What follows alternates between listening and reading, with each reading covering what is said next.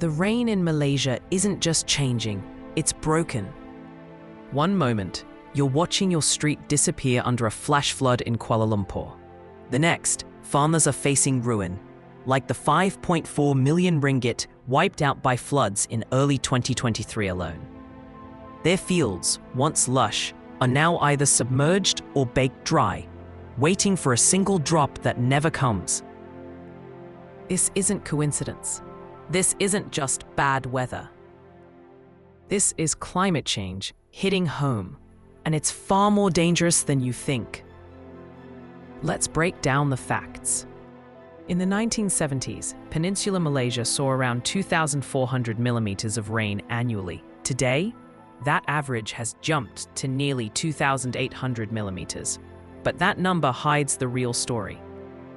Because it's not just more rain, it's where and how it's falling. The East Coast, states like Kelantan, Terengganu, and Pahang are getting slammed with intense downpours, leading to devastating floods.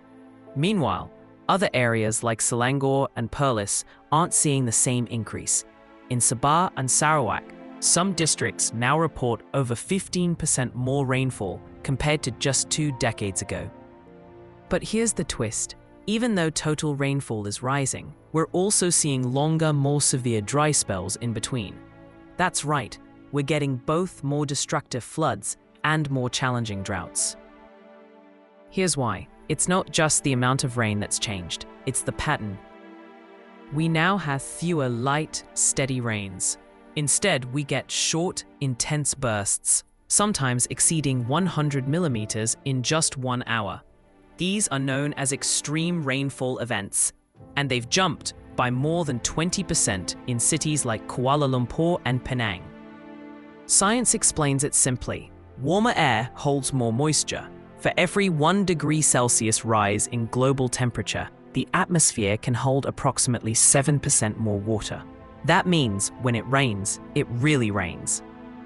But then it stops, for longer than it used to.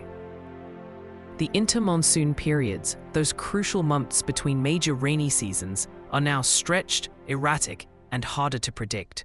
Farmers in Kedah are reporting crops drying up before they can even sprout. Water catchment areas aren't refilling fast enough.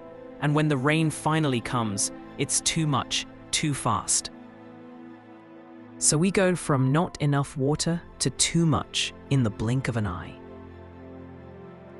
Now let's talk about the cities. Between 2020 and 2022, Kuala Lumpur officially recorded 20 major flash flood events. That's nearly 7 per year, more than double what we saw in the 2000s. And our city just isn't built for this. Most of KL's drainage systems were designed in the 1970s, when engineers used rainfall data from the 1950s and 60s. In those days, a heavy rain scenario meant around 70 millimeters in 1 hour. But today, we're getting events like 140 millimeters in 90 minutes. In December 2021, a single rainstorm dumped more than 300 millimeters in 24 hours in parts of the Klang Valley, equivalent to or exceeding a full month's average rainfall in a single day. It caused one of the worst floods in Malaysia's history. This isn't just bad luck, it's math. More extreme weather plus outdated infrastructure equals disaster. But the story doesn't stop in the cities. Across Malaysia, the monsoons are shifting. The northeast monsoon, which used to arrive like clockwork in early November, is now arriving later, sometimes mid-December. The southwest monsoon is overstaying its welcome, dragging dry heat well into September. And these shifts aren't just inconvenient, they're dangerous. Crops that rely on monsoon timing are getting wiped out. Paddy fields are waterlogged when they should be dry. Fruits are ripening too early or not at all. Livelihoods are being destroyed by a rain calendar that no longer works. And guess what? The oceans are making it worse. Sea surface temperatures in the South China Sea have risen by approximately 0.17 degrees Celsius per decade since the 1980s. That fuels more storm clouds, more convection, and heavier coastal rains. Storms are now forming faster, hitting harder, and giving us less time to react. And if we keep emitting greenhouse gases at the current rate, by 2050, Southeast Asia could experience 15 to 25% more extreme rainfall. Some Malaysian cities are projected to face up to 30 extra days of heavy rain per year. That's not a future problem. That's a countdown. Because we're already seeing the cracks. Dams are overfilling, then drying out. Rivers are flooding, then vanishing. Roads are submerged on Monday and dry like a desert by Thursday. It's not just rain anymore. It's a systemic breakdown where our existing infrastructure and established practices designed for a different climate are struggling to cope with this new reality. This is what climate change looks like when it hits close to home.